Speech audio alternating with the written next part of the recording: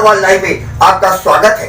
मैं राजेंद्र सोनी आपके सामने एक बार फिर हाजिर हूं, देश और दुनिया की नई नई खबरों का पिटारा लेकर।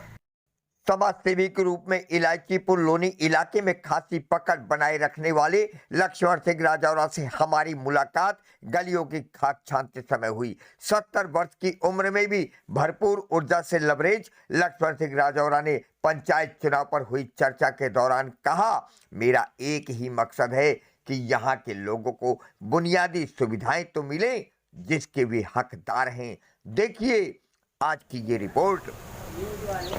जय हिंद।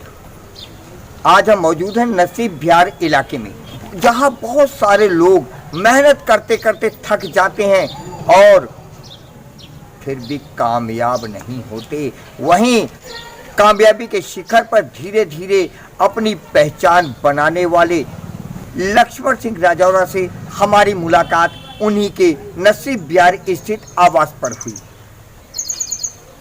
बातों बातों में चर्चा के दौरान उन्होंने बताया कि अभी भविष्य में चुनाव आने वाले हैं और यहाँ के लोग हमें जबरदस्ती खड़ा कर रहे हैं, जबकि मैं किसी भी लायक नहीं हूँ। मैं तो सिर्फ समाज सेवा को ही आज तक अपना धर्म समझता हूँ। आइए चर्चा करते हैं लक्ष्मण सिंह राजौरा जी। राजौरा जी, हमारे चैनल पर सबसे पहले आपका हार्दिक स्वागत है। धन्यवाद, आपका बहुत बहुत धन्यवाद। राजौरा जी, आप समाज सेवी के रूप में प्रख्यात हैं। यहाँ तक कि गली कूचे में दूर दराज के लोग आपको राजौरा किराना स्टोर के नाम से जानते हैं। जी हाँ, बिल्कुल। क्योंकि आपने लोगों के सुख दुख में हमेशा अपने कर्तव्य को निभाया है, ऐसा मुझे लोगों के जरिए पता चला है। जो मेरे से हो सकता है मैं हमेशा करता रहा हूँ। लॉकडाउन में लोगों की मदद की है, जैसी भी मुझसे बन सकी है। हमेशा मैं इस क्षेत्र के लिए ये तैयार रहूँगा। अगर किसी पे किसी तरीके की कोई परेशानी है जो मेरे लायक है, मैं करता रहूँगा। अभी भविष्य में ग्राम पंचायत के चुनाव आ रहे हैं, क्या कहना चाहेंगे इस मामले में? लोग मुझसे कह रहे हैं कि आप खड़े हो जाइए, आपको हम जिताएंगे, यहाँ का विकास कर दीजिए। यहाँ विकास नहीं हुआ आज तक, तो शायद कि मेरी उम्मीद है कि मैं खड़ा हो जाऊँ। आप खड़ा हो सकते हैं? नामांकन भरूँ। हाँ, आप मतलब मन बना चुके हैं कि आप जनता की उम्मीदों पे खड़ा उतरें? जी बिल्कुल, खड़ा उतरने की कोशिश करूँगा। बिल्कुल खड़ा उतरने की कोशिश करूँगा। अभी कुछ दिनों पहले चर्चा हुई थी कि यहाँ चुनाव मैदान में चुनावी समर में उतरने का मन बना रहे हैं। ऐसे में आपका सामना बहुत सारे लोगों से होगा, ऐसे उम्मीदवारों से भी होगा जो आपके ही बीच के होंगे। उनसे आप कैसे जीत पाएंगे? मैं अपना जो मैंने कर्म किए हैं आगे करता रहूँगा, उसके बल पर ही जीतने की कोशिश करूँगा। मुझे लोग जानते हैं इस क्षेत्र में। मैंने आज तक कोई ऐसा काम नहीं किया, कोई बेईमानी, कोई किसी की ज़मीन हड़पना या कोई काम ऐसा नहीं किया जिससे मुझसे लोग खिलाफ हों। मुझे खुद लोग कह रहे हैं कि आप खड़े होइए और हम आपके साथ हैं, और मैं इनकी जो आस्था है उसे पूरी करने की कोशिश करूंगा हमेशा, कि इनका मन कभी परेशान ना हो और मेरे से खट्टा ना हो। एक सवाल उठता है कि जब भी चुनाव आते हैं लोग छोटे छोटे टुकड़ों में बंट जाते हैं। मैं बीएसपी का, मैं बीजेपी का, मैं कांग्रेस का, मैं आम आदमी पार्टी का। इस मामले पे आप क्या कहना चाहेंगे? क्या ऐसे में आप अपने साथियों को, अपने सहयोगियों के, अपने मिलने वालों को एकजुट रख पाएंगे? जी, मैं किसी धर्म प्रथा से नहीं जुड़ा हुआ हूँ। मैं केवल हिंदुस्तानी हूँ, हिंदुस्तान में रहता हूँ। हर आदमी को कहता हूँ कि हिंदुस्तान से प्यार होना चाहिए। मैं किसी मुसलमान से, किसी हिंदू से, किसी छोटी जात से, बड़ी जात से किसी से नफरत नहीं करता। हर आदमी मेरा भाई है, मेरा प्रेमी है। मैं उन सबको एक समान समझता हूँ। आपकी ये पैर में मैं देख रहा हूँ प्लास्टर चढ़ा हुआ है, बावजूद इसके आप अभी भी गलियों में घूम रहे हैं। मेरे आज से मन से तमन्ना है कि मैं उस क्षेत्र के लिए कुछ करके जाऊँ, कुछ करूँ। वो आप पूछना चाहें तो मैं बता सकता हूँ कि मैं क्या चाहता हूँ। आपने चुनाव लड़ने का मन बनाया जी, क्या सोचा था? मुझे यहाँ का कोई विकास करना चाहता हूँ, मैं लोगों का अच्छा करना चाहता हूँ, भला करना चाहता हूँ। मैं कोई पैसे कमाने के लिए या अपना नाम कमाने के लिए चुनाव नहीं लड़ रहा हूँ। मैं केवल और केवल इस क्षेत्र का विकास करना चाहता हूँ, विकास करना चाहता हूँ। विकास के विषय में आप जानना चाहते तो मैं मेरी दिलेरी तमन्ना जो है वो बताऊँ। कुछ ऐसा विशेष करना चाहते हैं तो आप उसके बारे में जरूर बताएं।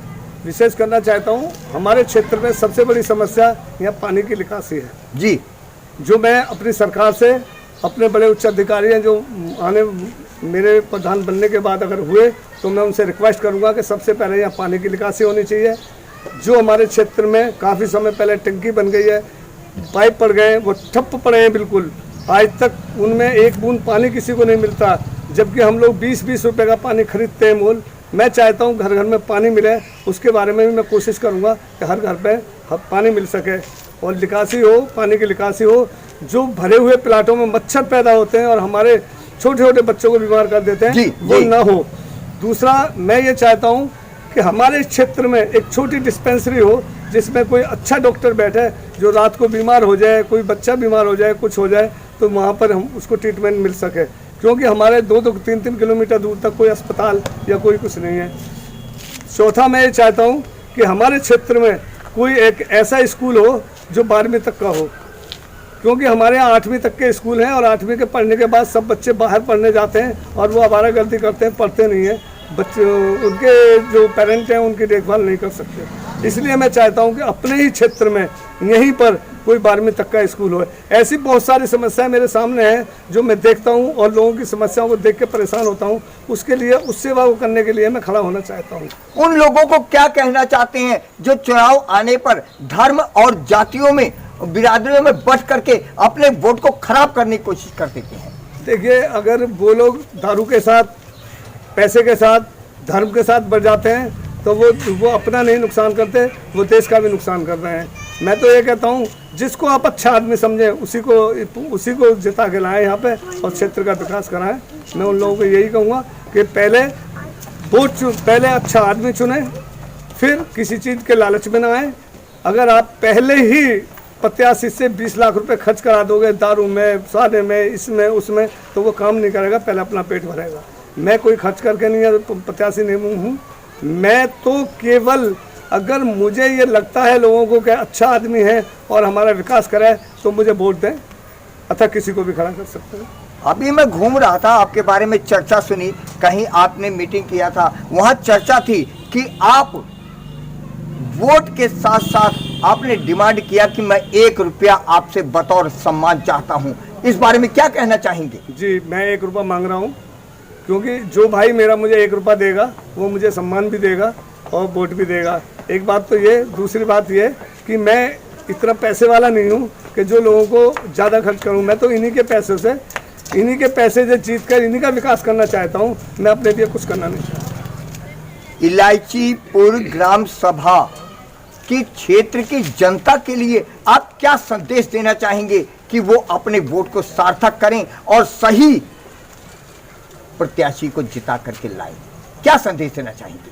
मैं तो यही संदेश देना चाहूँगा, जो प्रत्याशी अच्छा लगे, किसी के रईसी पे या किसी की बिकने पे ना आए, केवल अपना अच्छा और बुरा सोचकर वोट दें और वोट के साथ ये देख लें कि कौन हमारे क्षेत्र को विकास करा सकता है, कौन हमारे क्षेत्र में, जैसे लॉकडाउन था उसमें कौन काम आया था, जैसे और विपत्तियां आती हैं रात को 12 बजे 2 बजे कोई भी आदमी मेरे पास आ जाता है, मैं अस्पताल जाना होता है, कहीं जाना होता है, मैं जाता हूँ। इन सब चीज़ों पर ध्यान देते हुए कि जो जनता के काम आता हो, समाज के काम आता हो, इस क्षेत्र के काम आता हो, उसको बोलते हैं। हमसे बात करने के लिए आपका बहुत बहुत धन्यवाद।